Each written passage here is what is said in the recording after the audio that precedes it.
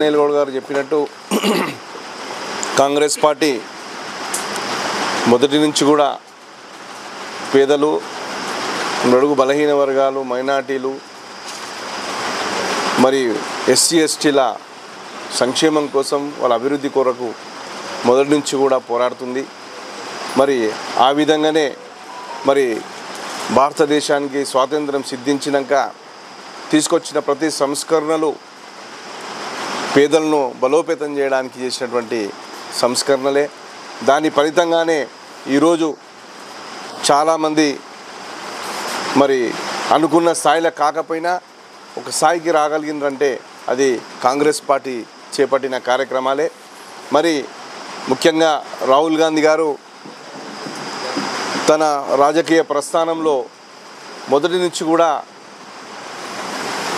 మరి ప్రజల స్థితిగతులను అర్థం చేసుకోవాలి, మరి భారతదేశంలో ఉన్న ప్రజలు ఏ విధంగా జీవిస్తున్నారు, నిజంగానే మన పూర్వీకులు మన ఇంతకుముందు స్వాతంత్రం సిద్ధించినాక మరి పాలించిన నాయకులు ఏ సంస్కరణలు అయితే తెచ్చిర్రో మరి ఆ సంస్కరణలన్నీ నిజంగానే పేదలకు చేరినాయా లేదా, మరి నిజంగా పేదలు సంతోషంగా ఉన్నారా లేదా అనే ఆలోచనతోనే భారతదేశంలో ఉన్నటువంటి ప్రజల స్థితిగతులను తెలుసుకోవడానికే కాశ్మీర్ నుంచి కన్యాకుమారి వరకు మరి భారత్ జోడో యాత్ర చేపట్టారు. భారత్ జోడో యాత్రలో ఆయన దేశంలో ఉన్నటువంటి పలు ప్రాంతాలను సందర్శించడం జరిగింది. సందర్శించినప్పుడు ఆయనకు ప్రస్ఫుటంగా కనిపించిన అంశాలను ఆయన బహిరంగంగానే చెప్పడం జరిగింది. మరి 10 సంవత్సరాల నుంచి పాలిస్తున్నటువంటి బీజేపీ పాలనను ఆయన చాలా ప్రశ్నలను ఎక్కుపెట్టిండు.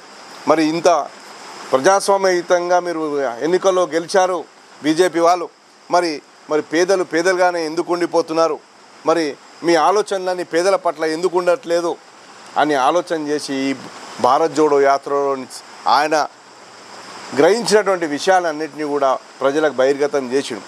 దాంట్లో నుంచి పుట్టినయే ఆలోచనలన్నింటిలో నుంచి వచ్చినాయే ఈరోజు కులగణన చెయ్యాలి దేశవ్యాప్తంగా అని ఆయన నినాదం లేపిండి. ఈరోజు మొట్టమొదటిసారిగా మీకు తెలుసు 70-80 సంవత్సరాల స్వాతంత్రం సిద్ధించడం ఎంతోమంది నాయకులు పరిపాలించి ఎంతోమంది నాయకులు ఈ రాజకీయ చిత్రపటంలో ఉన్నారు.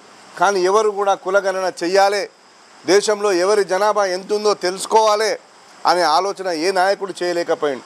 కానీ ఇది కేవలం రాహుల్ గాంధీ గారు దేశవ్యాప్తంగా కులగణన జరగాలి, ఎవరి లెక్కలు వాళ్ళకి తేలాలి, అప్పుడే మనం నిజమైన ప్రజాస్వామ్య స్ఫూర్తిని మనం చేసినట్టయితుందని ఆలోచన చేసి ఈరోజు దేశవ్యాప్తంగా కులగణన చేయాలని నినాదం తీసుకున్నాం. మరి ఆయన ఆలోచనకు అనుగుణంగానే మన ముఖ్యమంత్రి ప్రజాపాలన ప్రభుత్వ రథసారథి రేవంత్ అన్న నాయకత్వంలో మరి తెలంగాణలో మొట్టమొదటిసారిగా బీసీ కులగణన జరిగింది. ఎవరి లెక్కలేందో తేల్చుకున్నాం. వీళ్ళందరూ కూడా ప్రతి ఒక్కరం కూడా కులగణన మరి ప్రక్రియలో మనం అందరం కూడా భాగస్వామ్యం అయినాం. మనం అందరం కూడా మరి మనం సంబంధించిన వివరాలను ఇచ్చినాం. వివరాలు ఇచ్చినాక లెక్కలన్నీ కూడా మన ముందర ఉంచిండు రేవంత్ అన్న. మరి ఈరోజు పరిపాలిస్తున్నటువంటి మన ప్రజాపాలన కాంగ్రెస్ ప్రభుత్వం లెక్కలు తేలినాక అప్పుడు బీఆర్ఎస్ వాళ్ళకి కానీ బీజేపీ వాళ్ళకి కానీ అప్పుడు తెలిసింది నిజంగా చిత్తశుద్ధితో పనిచేస్తే లెక్కలు ఎట్లా తెలుస్తాయి అనేది మనకు మరి కాంగ్రెస్ ప్రభుత్వం చేసి చూపెట్టింది.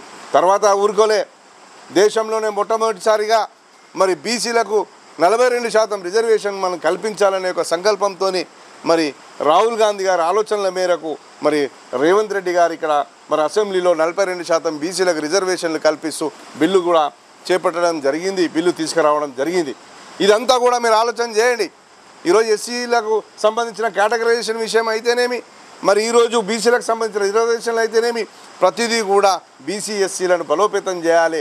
మరి రిజర్వేషన్లు అనేటివి మరి అట్టడుగు వర్గాలకు ఇంతకుముందు కూడా ఎవరు రిజర్వేషన్లు పొందనటువంటి కుటుంబాలకు ఈ రిజర్వేషన్లు చేరాలి, ఆ కుటుంబాలన్నీ కూడా బాగుపడాలి. తద్వారా సమాజంలో వాళ్ళ సామాజిక అసమానతలు మరి మనం తొలగించినట్టయితే మరి ఆర్థికంగా కూడా వాళ్ళని ప్రయోజకులను చేకూర్చినట్టయితే అనే ఆలోచనతో ఇవన్నీ తీసుకురావడం జరిగింది.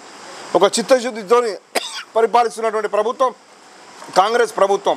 మరి ఉచితాలకు అలవాటు చేసిన ప్రభుత్వాలు గతాలు ఎన్నికల సందర్భంలో పథకాలు తీసుకొచ్చి లబ్ధి చేర్చుకున్నటువంటి పార్టీలు బీఆర్ఎస్ బీజేపీలు. కానీ కాంగ్రెస్ పార్టీ అది కాదు. ఒక రిజర్వేషన్ కల్పిస్తే, ఒక రిజర్వేషన్లు పెంపొందిస్తే ఆ కుటుంబాలు బాగుపడతాయి. ఆ కుటుంబాలకు బాగుపడితే ఒకసారి రిజర్వేషన్ వస్తే ఏ ప్రభుత్వ పథకాల మీద ఆధారపడాల్సిన అవసరం ఆ కుటుంబాలకు లేదు. కాబట్టి సమాజంలో వాళ్ళకి గౌరవం పెంచాలి, వాళ్ళని ఆర్థికంగా ప్రయోజకులను చేయాలి, మరి అన్ని వనరులు వాళ్ళకి అందేటట్టు చేయాలి అనే ఆలోచనతో తీసుకొచ్చినటువంటి ఆలోచనే మరి రాహుల్ గాంధీ గారి ఆలోచన. మరి కాబట్టి ఈరోజు మనమందరం బీసీలం అందరమైన ఇక్కడ ఉన్నటువంటి బీసీలందరూ కూడా మరి వాళ్ళందరం కూడా రాహుల్ గాంధీ గారి కృతజ్ఞతలు తెలపాల్సిన అవసరం ఉంది పార్టీలకు అతీతంగా. ఎందుకంటే మరి ఎన్నడూ చేయలేనటువంటి విషయం ఇది. పార్టీలకు అతీతంగా ఈరోజు ఆయన చేపట్టినటువంటి కార్యక్రమం ఒక కాంగ్రెస్ బీసీలకే కాదు, ఇది దేశవ్యాప్తంగా ఉన్నటువంటి బీసీలందరికీ కూడా మరి లబ్ధి చేకూర్చే కార్యక్రమం. కాబట్టి పార్టీలకు అతీతంగా బీసీలందరూ రాహుల్ గాంధీ గారిని సమర్థించాల్సిన సమయం ఆసనమైంది. కాబట్టి నేను ముఖ్యంగా కాంగ్రెస్ పార్టీలో ఉన్నటువంటి బీసీ నాయకులకు, బీసీ కార్యకర్తలకు మరొక విషయం చెప్పదలుచుకున్నా.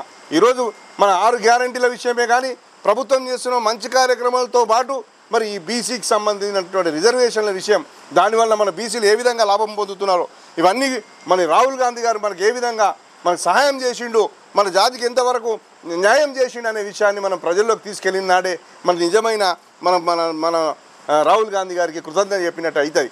కాబట్టి మన స్థానికంగా ఉన్న నాయకులందరికీ ఒకటే చెప్తున్నాను, మామూలుగా విషయం అయితేనేది మరి రేపటి ఎన్నికల విషయంలో ఈ నినాదాన్ని తీసుకెళ్లాల్సిన అవసరం ఉంది. మనం అందరం కూడా ఈరోజు రాహుల్ గాంధీ గారికి, మల్లికార్జున ఖర్గే గారికి, మరి రేవంత్ రెడ్డి గారికి, మన పిసిసి అధ్యక్షుడు మహేష్ కుమార్ గౌడ్ గారికి ప్రత్యేకమైన అభినందనలు తెలిపి మరి మన నర్సాపూర్ నియోజకవర్గం అందరం కూడా వాళ్ళ వెంట ఉంటామని